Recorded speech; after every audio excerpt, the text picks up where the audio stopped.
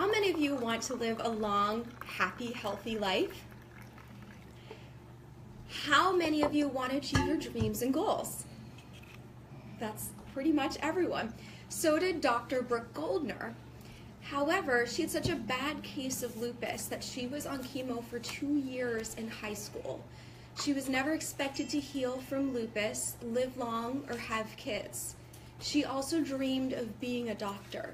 She did become a doctor. She also had 2 cute, healthy boys and has been lupus-free for over 10 years.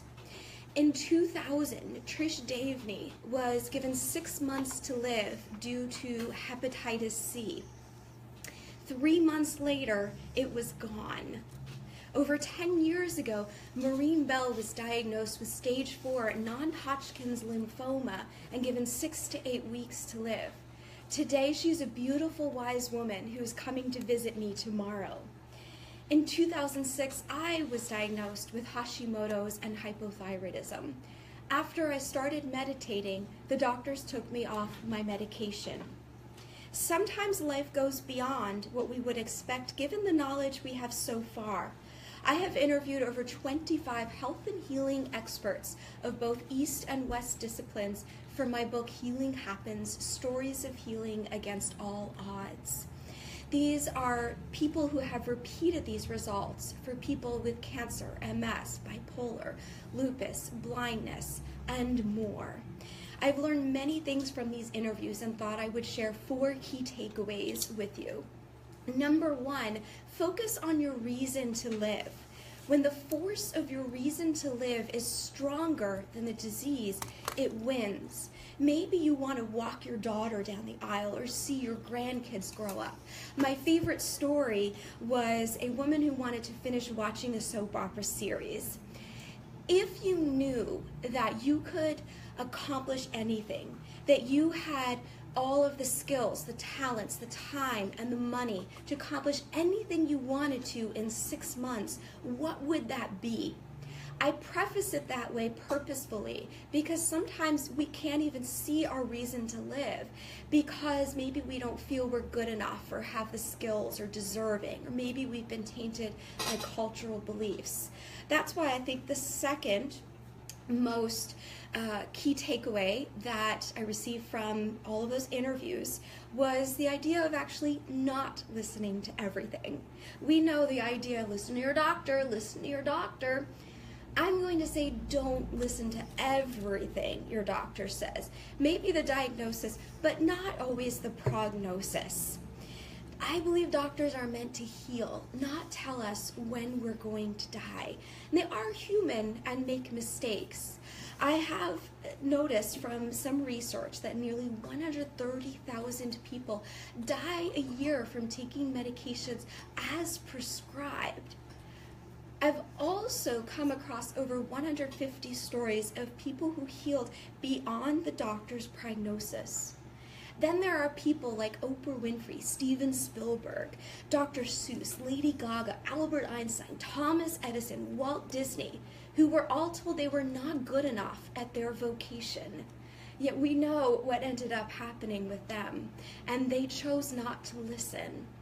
And what would happen with all of you if you choose wisely what to listen to? What gifts could you bring to the world? So it's important to look for that open door, which brings us to the third key takeaway. Do what you can do. You can follow your doctor's advice. You can pop those pills. You can have the surgery to help treat the symptoms. But make sure that you are also doing the things to create wellness for yourself so that you can fully heal and be an active participant. The only change that Dr. Brooke Goldner made was her diet, and that's what all of a sudden made the lupus disappear. Trish Davney, when she was given that diet, that prognosis of 6 months to live, started playing with singing bowls for fun. 3 months later, the disease was gone. She did some research on sound healing and found amazing results with that and has been able to do that for people all around the world. So if you want to be a world famous chef, or maybe you want to be a fluent Chinese speaker, as a chef, start with just cooking a meal for your family. As a fluent Chinese speaker, have a 5-minute conversation with your Chinese coworker. So what is that first step that you can take? And from there, be resolute in moving forward. But if you hit roadblocks, I don't think that that comes from some divine retribution that you've done anything wrong and therefore you should have this disease or challenge coming up. That's why number 4 key takeaway is to ask why this is happening. Is there a gift behind it? It's always helpful to see the source or reason so that we know how to move forward resolutely. A lot of people, from the trigger of having the disease, change their work, their relationships, or their home. And we're very happy to have that trigger because the disease healed and then they had a much better life afterwards. Remember, Trish Davney got this amazing gift of sound healing that she could share with other people. When Maureen Bell was almost dead, that was when she had a shift in perspective that offered wisdom that she's been able to share with other people to help them better their lives as well. Imagine if you could achieve anything in 6 months, what would it be? Choose who to listen to so you can find the open doors, be an active participant, and take that first simple step forward. And when you hit roadblocks, ask if there is a gift behind the situation. Sir Richard Branson said, "You don't learn to walk by following the rules. You learn by doing and by falling over." Thank you, fellow Toastmasters.